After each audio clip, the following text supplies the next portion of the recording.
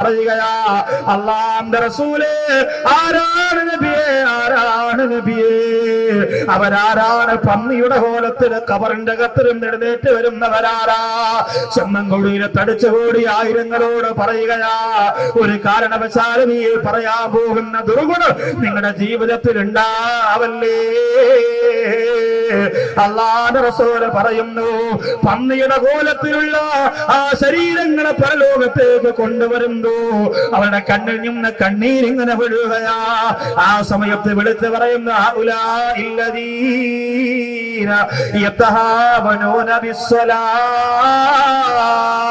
ആരെന്നറിയോ? ഇവരാരെന്നറിയോ? ആരെന്നറിയോ? അവർ നിസ്കാരത്തെ നിസ്സാരമാക്കിയവരാ. പിന്നെയാവട്ടെ എന്ന് പറഞ്ഞ് മാറ്റിവെച്ചവരാ. എന്റെ പ്രിയമുള്ള ഉമ്മ, സീരിയൽ നടന്നുകൊണ്ടിരിക്കുമ്പോൾ നിസ്കാരമല്ല, ഉറങ്ങുന്നതിന് മുമ്പ് നിസ്കരിക്കാ എന്ന് പറഞ്ഞുകൊണ്ട് ചാരന്റെ മുമ്പ് ഇരുന്നുകൊണ്ട് കരയുന്ന ചിരിക്കുന്ന ഉമ്മ. എന്റെ ചെറുപ്പക്കാരാ, ക്രിക്കറ്റ് നടക്കുമ്പോ, ചാനലിലൂടെ ക്രിക്കറ്റ് കണ്ടുകൊണ്ടിരിക്കുമ്പോ, സ്റ്റേഡിയത്തിൽ പോയി കളി കാണുമ്പോ എത്ര നിസ്കാരമാണ് മോനെ നീ പാഴാക്കി കളയുന്നത്? ഇത് തമാശയില്ലടാ. 18 വയസ്സുള്ള, 19 വയസ്സുള്ള, 20 വയസ്സുള്ള എത്രയോ ചെറുപ്പക്കാരെ പള്ളിപ്പറമ്പിലേക്ക് കൊണ്ടുപോയവരാണ് നമ്മള്. പിന്നെ എന്ത്? നിന്റെ തലച്ചോറിലേക്ക് മാത്രമെന്ത് ആ ബോധം തരാത്തത് പൊന്നുമോനെ? അതുകൊണ്ട് പന്നിയുടെ കോലത്തിൽ അല്ലാഹുവിന്റെ കോടതിയിൽ വരുന്നവരാരാ? അവർ നിസ്കാരത്തെ ഒഴിവാക്കുന്നവരെന്നല്ല പറഞ്ഞത്, അവർ നിസ്കാരത്തെ നിസ്സാരമാക്കുന്നവരെന്ന. ഇതെന്തോ ഒടുക്കത്തെ നിസ്കാരമാണെന്ന് ചോദിച്ചാ ഈ വിഭാഗത്തിലായി പോകും പെങ്ങളെ. ഇതെന്തോ നിസ്കാരമാണെന്ന് തമാശയ്ക്ക് പറഞ്ഞാൽ പന്നിയുടെ കോലമാണല്ലോ എന്ന് കോടതിയിൽ പൊട്ടിക്കറിയുകയാ. അല്ലാഹുവിന്റെ റസൂൽ പറഞ്ഞു കൊടുക്കുന്നു,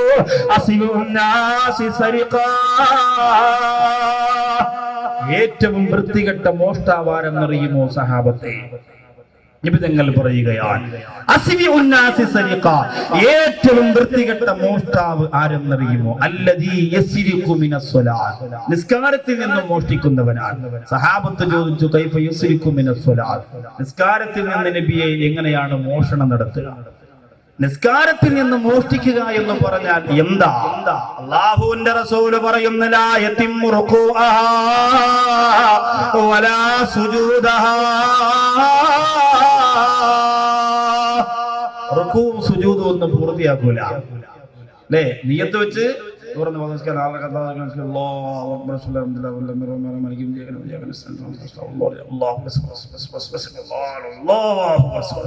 ഇങ്ങനെ സെക്കൻഡുകൾ കൊണ്ട് എത്ര പേര് അങ്ങനെ നിസ്കരിക്കുന്നവരുണ്ട്. പിന്നെ പള്ളിയിൽ ജമാഅത്തിന് പോകുമ്പോൾ മാത്രം ചില ആൾക്കാർ കുടുങ്ങിപ്പോകും. അല്ലെ? ഒരു സഹോദരനോട് ചോദിച്ചത്, ഉസ്താദെ, സലാം കിട്ടുന്നതിന് തൊട്ടു മുമ്പ് പോയിരുന്ന ജമാഅത്തിന്റെ കൂലി കിട്ടും? ഞാൻ പറഞ്ഞു, കിട്ടും. അങ്ങനെയാണെങ്കിൽ ഇനി എല്ലാ ജമാഅത്തിലും ഞാൻ അങ്ങനെ പോകുള്ളൂ. ഒടുക്കത്തെ ഓതലാ ഉസ്താദ്. കേറി നിന്നങ്ങോട്ട് ഫാത്തിഹ സൂറത്ത് അങ്ങോട്ട് ഓതിയുണ്ടോ മണിച്ച് തുടങ്ങിയാ പിന്നെ തീരില്ല. അതുകൊണ്ട് പുറകെ നിൽക്കാൻ വലിയ പാടാ. ഇമാമിങ്ങൾ വളരെ ശ്രദ്ധിക്കണം. നമ്മുടെ സ്റ്റൈല് കാണിക്കാനുള്ള സ്ഥലമല്ല നിസ്കരിക്കാനുള്ള പള്ളി. അതുകൊണ്ട് പുറകിൽ നിൽക്കുന്ന മഅ്മൂമിങ്ങൾക്ക് തൃപ്തിയുള്ള രീതിയിൽ, ചില ആൾക്കാർക്ക് തൃപ്തി ഒന്നും ഓതാതെ പോണതായിരിക്കും. അങ്ങനത്തെ തൃപ്തിയല്ല ഞാൻ പറയുന്നത്. അവരെ ബുദ്ധിമുട്ടിപ്പിക്കാത്ത തരത്തിലുള്ള ഒരു ഇബാദത്തിന് നേതൃത്വം കൊടുക്കുന്ന അവസ്ഥ വരണം. ആ രീതിയിലേക്ക് കാര്യങ്ങളെ എത്തിക്കണം. ചില സ്ഥലത്തൊക്കെ ജുമാ കഴിയുമ്പോൾ 2:30 മണിയൊക്കെ ആവും നിസ്കാരമൊക്കെ കഴിയുമ്പോൾ. അല്ലേ? അതൊക്കെ നമ്മൾ ഒഴിവാക്കണം. എന്നിട്ട് കൃത്യ ടൈമിൽ കാര്യങ്ങൾ ചെയ്തു പോകണം. ജനങ്ങൾക്ക് പള്ളിയിലേക്ക് വരാനുള്ള ആഗ്രഹം ഉണ്ടാവണം. ആ രീതിയിൽ ഇബാദത്തുകളെ ചുരുക്കാനല്ല ഞാൻ പറഞ്ഞത്, മറിച്ച് ഇബാദത്തുകളെ ഒന്ന് ഭംഗിയാക്കി തൃപ്തിപ്പെടുത്തുന്ന രീതിയിലാക്കണം. ജനങ്ങളുടെ മനസ്സിലേക്ക് അതൊരു വലിയ ഭാരമായിട്ട് തോന്നാത്ത തരത്തിൽ അൽഹംദുലില്ലാഹ് നേതൃത്വം കൊടുക്കണം. അള്ളാഹു നമ്മുടെ ഉസ്താദുമാർക്ക് അതിനെ തൗഫീഖ് തരുമാറാകട്ടെ. എന്റെ പ്രിയമുള്ള സഹോദരങ്ങളെ, രണ്ടാമത്തെ വിഭാഗം അവരാ. നിസ്കാരത്തിൽ നിന്ന് മോഷണം നടത്തുന്നവരാരാ? റുകൂഇനെ പൂർത്തിയാക്കുകയില്ല, സുജൂദിനെ പൂർത്തിയാക്കുകയില്ല. സുബ്ഹാനല്ലാഹ്. ആർക്ക് വേണ്ടിയാണ് പ്രിയപ്പെട്ടവരെ ഇങ്ങനെ വെപ്രാളത്തിനും വേഗാരത്തിനും നിസ്കരിച്ചു തീർക്കുന്നത്. ഹുബൈബ് റളിയല്ലാഹു തആല അൻഹുവിന്റെ കഴുത്തിലേക്ക് അസ്റായിലിന്റെ പിടുത്തം വീഴുന്ന സമയത്ത് പോലും പറഞ്ഞതെന്താ?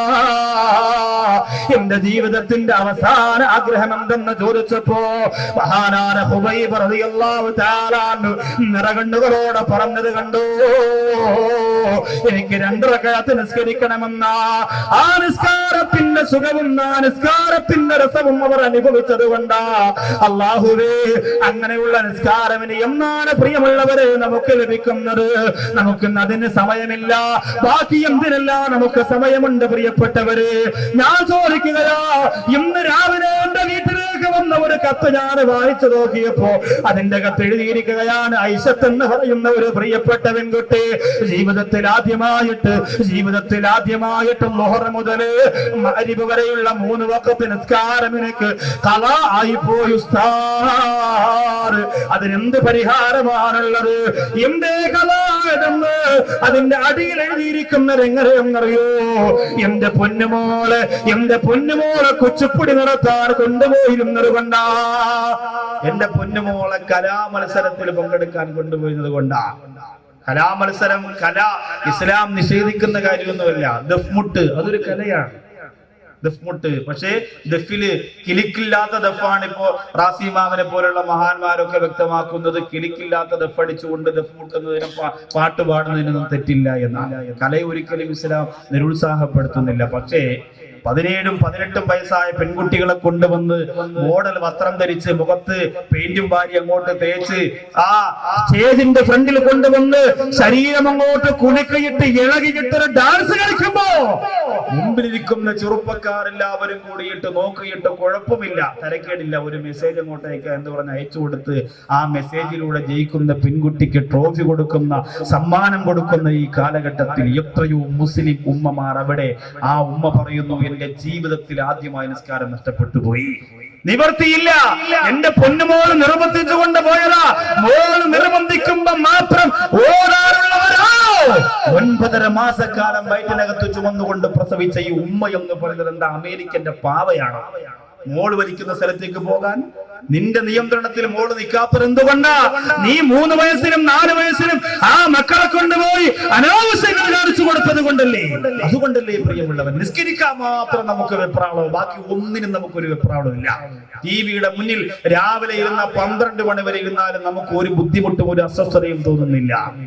എന്തു വേണം നമ്മൾ ചെയ്യും? നോവൽ വായിച്ചുകൊണ്ട് എന്റെ സഹോദരിമാർ എത്ര മണിക്കൂറുകൾ നിസ്കരിക്കാൻ വേണ്ടി കയറുമ്പോൾ മാത്രം പെട്ടെന്ന് ചില സഹോദരിമാര് പറയും ഒരുപാട് നേരം നിസ്കരിക്കാൻ പറ്റൂല, നിസ്കാര കുപ്പായം എന്ന് പറഞ്ഞാൽ ഭയങ്കര ഒരു അസ്വസ്ഥതയാണ്. അത് വല്ലപ്പോഴും ഒന്ന് കഴുകിയിടണം, നോമ്പിന് മാത്രം കഴിയാൻ പോരാ. നിസ്കാര കുപ്പായം ഇല്ല, അള്ളാഹുവേ എന്നെടുത്ത് നോക്കണം ചിലരുടെ നിസ്കാര കുപ്പായം. മലക്ക് പോയിട്ട് ശൈത്താൻ വരെ ചിലപ്പോൾ അടുത്ത് വരൂല, വേണ്ടെന്ന് പറയാം. ആ രീതിയിലുള്ളതാ. വല്ലപ്പോഴും ഒക്കെ ആഴ്ചയിൽ ഒരു ദിവസം വ്യാഴാഴ്ചയൊക്കെ ടെറസിന്റെ മണ്ടേ കൊണ്ടിട്ട് ഉണക്കണം. ഇത് മക്കയിൽ നിന്ന് വാപ്പ കൊണ്ട് ഒന്നാന്നും പറഞ്ഞെടുത്ത് ഇങ്ങനെ നിസ്കരിക്കുന്ന സ്ഥലത്ത് ഒരു ആണി തൂക്കി ഇട്ടിരിക്കുക. ഇവിടെ ഈ 2 സൈഡ് ഇങ്ങനെ കറുകറായിരിക്കും. പിന്നെ 2 പോക്കറ്റ് ഉണ്ടാവും തസ്ബീഹ് ഇടുന്ന, അതും ഇങ്ങനെ കറുകറായിരിക്കും. അതങ്ങോട്ട് നല്ലത് ധരിച്ചിരിക്കുക, അത് മാറ്റിയിട്ട് മറ്റേ അടുത്ത് അങ്ങോട്ട് കയറ്റും. കയറിട്ട കൈകെട്ടല.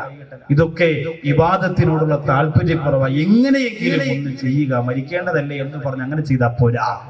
സഹോദരങ്ങളെ, ഇസ്ലാം ഒരിക്കലും കലയെ നിരുത്സാഹപ്പെടുത്തുന്നില്ല.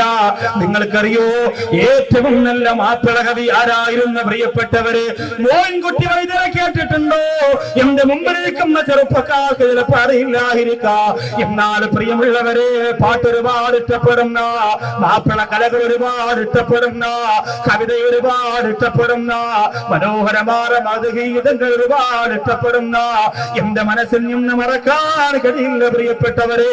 മോയിൻകുട്ടി വൈദ്യർ എന്നവരാണ് പാട്ട് എഴുതാൻ തുടങ്ങിയെന്നറിയോ? അറിയപ്പെട്ട സൂഫിയാർ ഒരു മനുഷ്യന്റെ മുമ്പിലേക്ക് ദുആവസിയത്തിന് പോയപ്പോൾ ആ മനുഷ്യനോട് ദുആ ചെയ്യണമെന്ന് പറഞ്ഞപ്പോൾ ചവച്ചരച്ചുപോലെ അടക്കയും തെറ്റിലയും എല്ലാം ചവച്ചരച്ചു തുപ്പി വെച്ചിരിക്കുന്ന കോളാമ്പി, ആ കോളാമ്പി എടുത്തു കൊടുത്തിട്ട് പറഞ്ഞു വെളിയിൽ കൊണ്ടുപോയി ആരും കാണാത്ത സ്ഥലത്ത് കൊണ്ടുപോയി കളയാൻ പറഞ്ഞു. മോയിൻകുട്ടി വൈദ്യർ അതുകൊണ്ട് പോയിട്ട് എവിടാ വിളിച്ചെന്നറിയോ? ബിസ്മില്ലാഹിർ റഹ്മാനിർ റഹീം എന്ന് പറഞ്ഞ ഒറ്റ കൂടിയ അകത്തേക്ക്. ഇപ്പൊ പലരും ചിന്തിക്കും അങ്ങനെയൊക്കെ ചെയ്യാം, അതൊക്കെ വൃത്തികേടാ. അറിയേണ്ടവർക്കതറിയാം, ആൺകുട്ടികൾക്കതറിയാം, മഹാന്മാരെ തിരിച്ചറിയുന്നവർക്കതറിയാം, അല്ലേ? അതങ്ങനെ കുടിച്ചിട്ട് തിരിച്ചുകൊണ്ട് കൊടുത്തപ്പോ ആ മഹാനുഭാവൻ ചോദിച്ചു, അത്ര ആരും കാണാത്ത സ്ഥലത്ത് തന്നെ നീ ഒഴിച്ചല്ലോ, അതുകൊണ്ട് നിന്റെ ഉള്ളിലുള്ളതൊക്കെ ഇനി പുറത്തു വരട്ടെ എന്ന് പറഞ്ഞു. അന്ന് എഴുതി തുടങ്ങിയതാ. ആ ഒരു വരിയെ മാറ്റിവെക്കാൻ തുടരെ മദ്ദളവും ഒറ്റകളും പജയോട് തുടികൾ ദപ്പുകളും കൈമണി തുണികൾ ദാസകളാ പൊള്ളമ പുല്ലുകൾ പൊള്ള ചൊള്ളകൾ കൊമ്പു ചങ്കുകളാൾ പ്രകൃതികൾ കോള് താളമേ ഓടി ചാടിയും സപ്പുനിപ്പുകളാ